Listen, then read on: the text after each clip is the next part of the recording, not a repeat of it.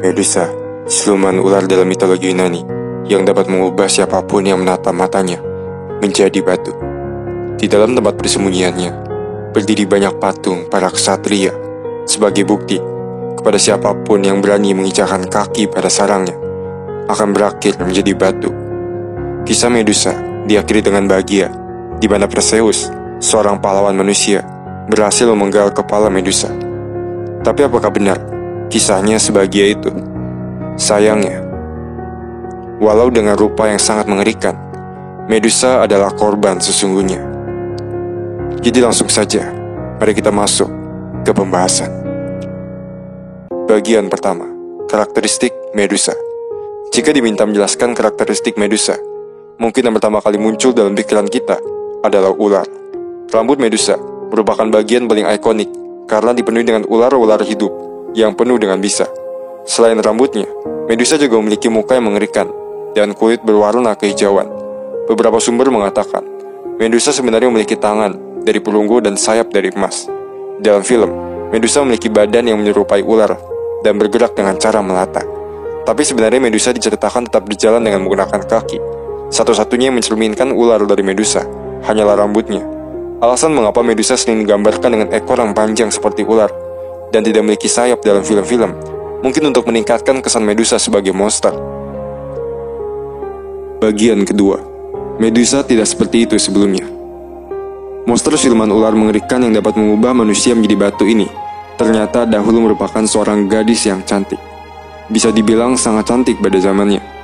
Medusa merupakan anak dari dua dewa laut purba, yaitu Phorcys dan Sito. Medusa memiliki dua saudari perempuan, dan mereka bertiga sering disebut sebagai Three Gorgon Sisters. Dua saudari Medusa adalah Steno dan Euryale. Steno dan Euryale memiliki karakteristik setengah manusia setengah ular. Tapi Medusa terlahir dengan paras yang cantik dan memiliki karakteristik seperti manusia normal. Dari kecil, Medusa sangat mengagumi Athena. Athena merupakan seorang dewi Olympus, anak dari Zeus yang cukup terkenal dengan kebijaksanaan dan ilmu perangnya. Makanya ia dijuluki sebagai dewi kebijaksanaan dan perang. Akhirnya, setelah memiliki umur yang cukup, Medusa mendaftarkan diri menjadi salah satu pendeta wanita dari Athena. Tapi ada syarat yang harus dipegang, yaitu kaul atau janji keperawanan. Karena seperti Athena yang mempertahankan keperawanannya dan tidak menikah, mereka yang tidak menikah dianggap tidak jatuh dalam pengaruh Eros. Eros adalah dewa cinta. Sehingga walau dengan parasnya yang sangat cantik, Medusa tidak menjalin hubungan dengan siapapun.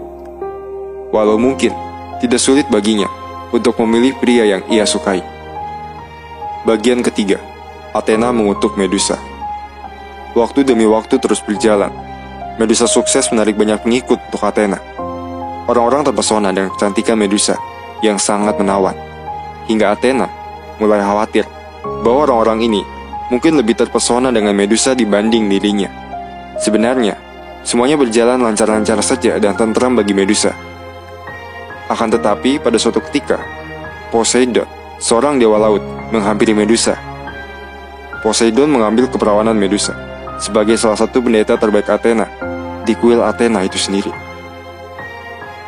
Poseidon dan Athena sebenarnya sempat terlibat konflik memperebutkan sebuah kota, yang akhirnya konflik tersebut dimenangkan oleh Athena, dan seisi kota memutuskan untuk memuja Athena sebagai dewi mereka.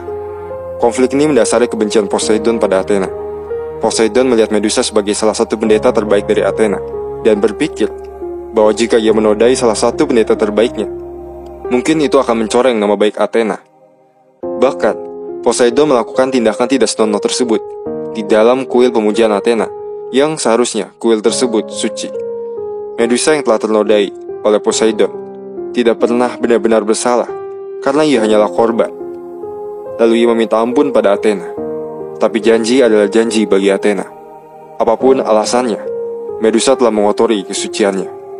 Medusa pun dikutuk menjadi monster yang sangat mengerikan, di mana ia akan hidup sendirian selamanya. Karena siapapun yang menatap matanya akan menjadi batu. Akan sulit menghukum Poseidon sebagai dewa lautan. Tapi seseorang harus bertanggung jawab, kan? Akhirnya Medusa, seorang manusia biasa, yang terpaksa menerima hukuman itu. Setelah mendapat kutukan itu, Medusa yang ketakutan lari dan sempat mengubah beberapa orang yang ditemuinya dalam perjalanan kabur menjadi batu. Akhirnya Medusa bersembunyi dan mengasingkan diri di sebuah reruntuhan. Kesatria-kesatria akhirnya berdatangan ke tempat persembunyian Medusa untuk membunuh monster mengerikan itu dan membalaskan dendam mereka yang telah berubah menjadi patung. Setiap harinya, semakin banyak kesatria yang menjadi patung. Tapi sebenarnya, itu bukan sepenuhnya salah Medusa. Ia hanya sedang melindungi dirinya sendiri kan. Walau itu berarti membunuh orang lain. Sampai akhirnya, Perseus berhasil membunuh Medusa dengan bantuan shield yang diberikan oleh Athena. Dan itulah kisah tragis dari Medusa. Hanyalah seorang korban yang membela diri. Tapi tampaknya semua orang membencinya.